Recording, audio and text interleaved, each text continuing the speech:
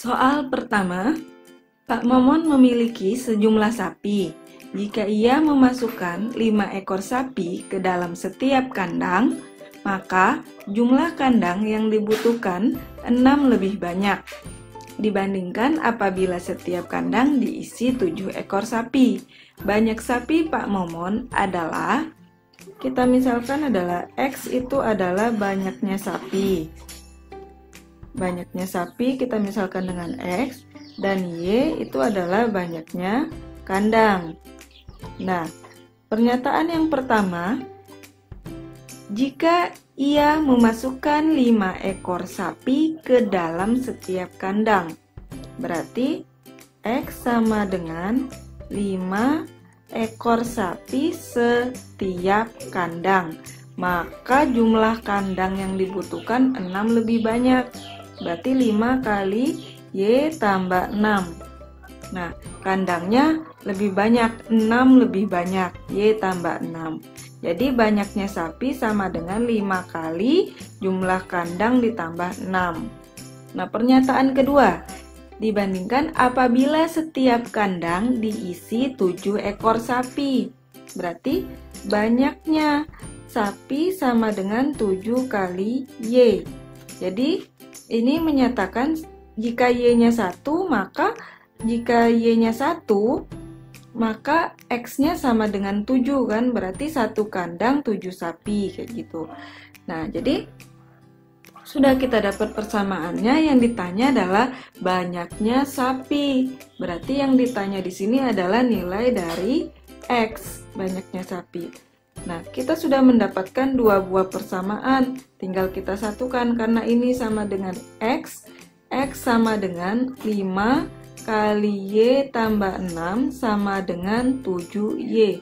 Karena sama-sama X kan. Lalu tinggal kita kalikan ke dalam. Jadi 5Y tambah 30 sama dengan 7Y. Kita pindah ruaskan saja. 30 sama dengan 2Y. Maka nilai Y sama dengan 15. Ini jumlah kandangnya. Maka nilai X bisa kita substitusi ke salah satu persamaan yang ada. Kita masukkan di sini saja. X sama dengan 7 dikali 15. 7 kali 15 menghasilkan 105. Jadi banyaknya sapi Pak Momon adalah 105. Jawaban yang benar adalah A. Soal nomor 2, jika titik A, 3 dan A kurang 2, B tambah 1 terletak pada garis 2X sama dengan Y tambah 7, maka nilai B adalah, jadi A, 3 ini sama dengan X, Y. Jadi nilai A-nya X dan nilai Y-nya 3. Kita substitusikan ke persamaan garis 2X sama dengan Y tambah 7. Jadi kita masukkan di sini nilai X-nya 3A ya. Dan Y-nya itu adalah 3. 3 tambah 7, maka 2A sama dengan 10. Jadi nilai A sama dengan 5. Lalu kita ambil titik yang satu lagi. A kurang 2, B tambah 1. Karena nilai A-nya sudah dapat 5, berarti kita substitusi ke sini. Ini jadi 5 kurang 2, B tambah 1. Maka didapatlah 3, B tambah 1. Kita substitusikan lagi ke persamaan garis yang 2X sama dengan Y tambah 7. Jadi kita masukkan nilai X-nya 3, 2 kali 3 sama dengan Y-nya kita ganti jadi B tambah 1 ditambah 7. Didapatlah 6 sama dengan B tambah 8. Maka nilai B sama dengan min 2. Jadi yang ditanya adalah nilai B. Nilai B yang didapat adalah min 2. Soal nomor 3. 5,055 dibagi 2,022. Cara cepat untuk mengerjakannya 5,055 dibagi 2,022. Caranya sangat mudah. Pembilang dan penyebutnya sama-sama kita bagi dengan 1,011. Nah, didapatlah 5/2 hasilnya. 5 bagi 2, 2,5. Jadi jawaban yang benar adalah D. Sangat cepat kan? Soal nomor 4. Istilah hipersonik digunakan untuk menyebut suatu kecepatan yang bernilai 5 kali kecepatan suara. Ambang batas untuk suatu benda bergerak dalam kecepatan hipersonik adalah sekitar 1,05 km per detik. Berapa kilometer per jam nilai kecepatan tersebut? Jadi di sini disebutkan kecepatan hipersoniknya adalah 1,05 km per detik. Jadi ini menyatakan bahwa setiap 1 detik kecepatannya adalah 1,05 km. Nah, yang ditanya berapa kilometer per jam. Nah, dalam 1 jam itu ada 60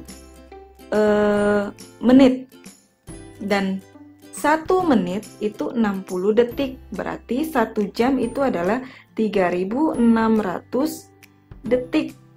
1 jam itu sama dengan 3.600 detik, maka kecepatannya adalah 3.600 dikali 1,05. Jawabannya adalah 3.780 km per jam. Jawaban yang benar adalah C. Nah, cara cepat menghitungnya, ini 3.600 dikali 1,05, ini tidak mungkin nilainya itu A dan B ini tidak mungkin pasti. Karena lebih kecil, kalau dikali pastinya lebih besar. Nah, kalau D dan A ini terlalu besar. 3.000-an dikali 1 koma itu dapatnya 18.000 atau 228.000 itu terlalu besar. Jadi kemungkinan jawaban yang mendekati itu adalah C. Jadi jawaban yang benar itu adalah C. Nah, jadi kita tidak perlu menghitungnya terlalu panjang. Soal nomor 5. Mobil Van Matthew diisi 10 galon bensin sebelum ia berhenti di SPBU. Kemudian ia mengisi tambahan 6 galon bensin. Jika tangki bensinnya masih kurang 4 galon dari kapasitasnya, berapa persen kapasitas total dari tangki bensin tersebut ketika berhenti di SPBU? Nah, ini bahasanya dibuat ribet, tapi sebenarnya pengerjaannya sangat mudah. Jadi, kapasitas untuk penampungan bensinnya itu, kapasitas dari bensinnya itu adalah 10 tambah 6 tambah 4 sama dengan 20 galon. Karena dia bilang kan tadi diisi 10 galon bensin sebelum ia berhenti di SPBU, berarti sudah terisi 10. Pas di SPBU, ia mengisi 6 galon bensin lagi. Nah, berarti kan sudah 16. Jika tangki bensinnya masih kurang 4 galon dari kapasitasnya, berarti total kapasitasnya itu ada 20. Nah, berapa persen kapasitas total dari tangki bensin tersebut ketika berhenti di SPBU? Nah, jadi ketika berhenti di SPBU, Matthew ini sudah mengisi 10 galon karena pas di SPBU ia mengisi tambahan 6 galon. Jadi, kapasitas total dari tangki bensin ketika berhenti di SPBU adalah 10 berbanding 20 kali 100%. Berarti ini jawabannya adalah 50%. Jadi jawaban yang benar adalah C. Soal nomor 6. Pekerja A dapat mengecat sebuah dinding dalam waktu 4 jam. Pekerja B dapat mengecat sebuah dinding dalam waktu 3 jam. Jika dinding tersebut dikerjakan pekerja A dan pekerja B bersama-sama, berapa lama waktu yang mereka perlukan untuk menyelesaikan pekerjaannya? Untuk satu bagian dinding, pekerja A dapat mengerjakan dalam waktu 4 jam. Nah, berarti dalam 1 jam, pekerja A ini dapat mengecat 1/4 bagian dindingnya. Dan pekerja B untuk mengecat 1 bagian dinding diperlukan 3 jam. Berarti 1 jam itu diperlukan 1/3 bagian. Berapa lama waktu yang diperlukan untuk menyelesaikan pekerjaannya bersama-sama? Berarti pekerja A ditambah pekerja B berarti mengerjakan 1/4 bagian ditambah dengan 1/3 bagian. Samakan penyebutnya. Berarti ini jadinya 3/12 ditambah 4/12 sama dengan 7/12 bagian. Nah, dalam 1 jam, pekerja A dan pekerja B dapat mengerjakan 7/12 bagian. Jadi, kalau untuk mengecat 1 bagian, mereka memerlukan 12/7 jam. Jawaban yang benar adalah D. Soal nomor 7, pengendara A berangkat dari kota Zeta dengan kecepatan 60 km per jam. 1 jam kemudian, pengendara B berangkat dari kota Zeta melalui jalur yang sama dengan pengendara A dengan kecepatan 80 km per jam. Jika hingga 2 jam kemudian kedua pengendara masih terus berkendara tanpa berhenti, apakah pengendara B berhasil menyusul pengendara A? Dan berapa jarak antara kedua pengendara saat itu? Pada saat 1 jam pertama, pengendara A sudah melewati 60 km, sedangkan pengendara B masih di titik 0 km. Nah, 2 jam berikutnya, 2 jam kemudian, pengendara A sudah melalui jarak 60 km yang di jam pertama ditambah 2 kali 60 di 2 jam kemudian. Berarti ini sama dengan 60 ditambah 120. Berarti pengendara A sudah berada di titik 180 km. Nah, sedangkan pengendara B berada di titik 2 kali 80 karena 2 jam dia berkendara tanpa henti. 2 kali 80 sama dengan 160 km. Nah, apakah pengendara B berhasil menyusul pengendara A? Jadi, saat pengendara A sudah berada di titik 180 km, pengendara B baru berada di titik 160 km. Nah, jadi selisihnya adalah 20 km selisihnya. Jadi jawaban yang benar adalah B. Pengendara B belum berhasil menyusul. Jarak keduanya adalah 20 km. Soal nomor 8. Jika M dan N merupakan bilangan bulat positif, apakah M kurang N kelipatan 5? Pernyataan 1, M kurang N kelipatan 10. Pernyataan 2, N kelipatan 5. Kita ambil pernyataan 1 yang memenuhi M kurang N itu adalah kelipatan 10. Jadi kita ambil angka yang memenuhi untuk nilai M kurang N itu sama dengan kelipatan 10. Nah, kita ambil angkanya, misal kita ambil di sini angka 15 kurang 5 yang memenuhi kelipatan 10. 15 kurang 5, 10. 10 merupakan kelipatan 5. Nah, ini sudah bisa untuk menjawab pertanyaan apakah M kurang N kelipatan 5? Karena 10 ini juga merupakan kelipatan 5. Jadi, pernyataan 1 sudah bisa untuk menjawab soal. Nah, kita lihat di optionnya di sini. Yang A, Pernyataan 1 saja cukup untuk menjawab pertanyaan, tetapi pernyataan 2 saja tidak cukup. Oh, kita lihat sekarang untuk pernyataan 2, yang ini pernyataan 1. Pernyataan 2, apakah cukup untuk menjawab soal? Pernyataan 2 hanya mengatakan N ini merupakan kelipatan 5. Jadi, kita bisa memasukkan nilai N-nya 5, 10, 15, dan seterusnya. Tapi, tidak diberitahu untuk nilai M. Nah, jadi M-nya bebas. Kalau M-nya kita masukkan nilai 12, berarti M-nya sama dengan 12, maka kita lihat pertanyaannya. Untuk pertanyaan M kurang N, kita lihat hasilnya, maka di sini jadi 12 kurang 5 sama dengan 7. Nah, 7 ini bukan kelipatan 5. Jadi, pernyataan 2 saja itu tidak cukup untuk menjawab pertanyaan. Jadi di sini pernyataan 1 saja cukup untuk menjawab pertanyaan, tetapi pernyataan 2 saja tidak cukup. Nah, sebenarnya ini benar ya, karena pernyataan 1 saja itu sudah cukup. Pernyataan 2 tadi kita lihat hasilnya salah, berarti tidak bisa. Tapi kita lihat opsi yang lain. Pernyataan 2 saja cukup untuk menjawab pertanyaan. Jelas salah, pernyataan 2 saja itu sudah tidak cukup.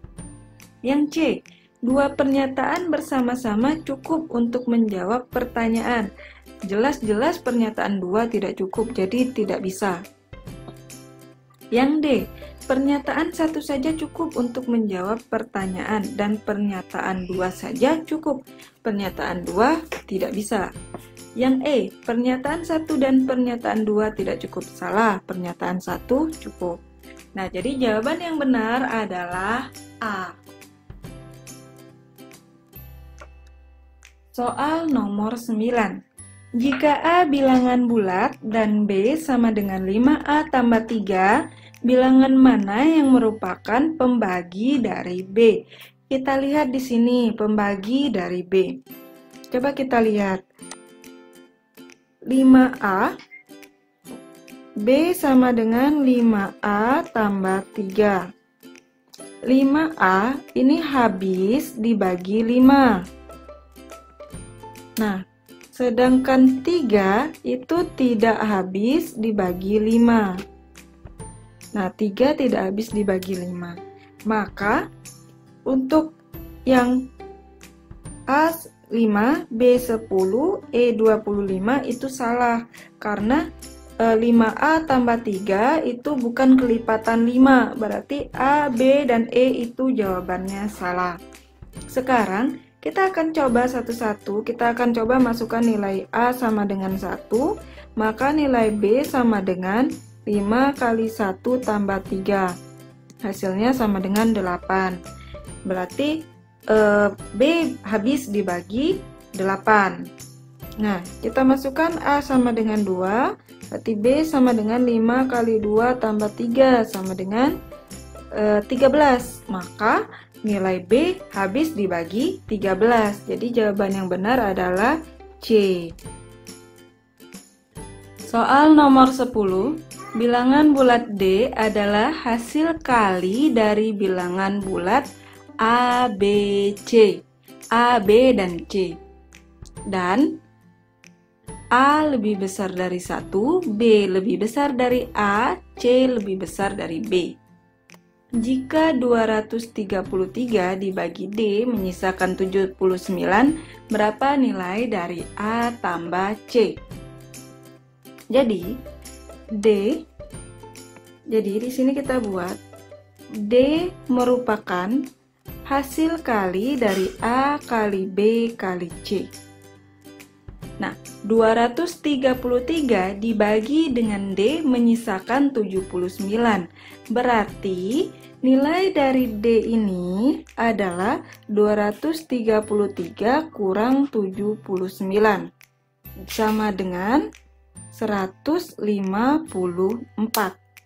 Nah, sekarang kita akan mencari nilai dari A, B, dan C.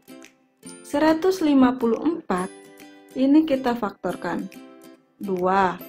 Berarti di sini adalah 77. Nah, faktornya ini adalah 7, ini 11, habis. Berarti 154 sama dengan 2 kali 7 kali 11. Maka didapatlah ini 154D, ini A kali B kali C. Nah, yang ditanya berapakah nilai A tambah C? Nah, nilai A sama dengan 2, nilai C sama dengan 11. Maka A tambah C sama dengan 2 tambah 11, sama dengan 13. Jadi jawaban yang benar adalah C.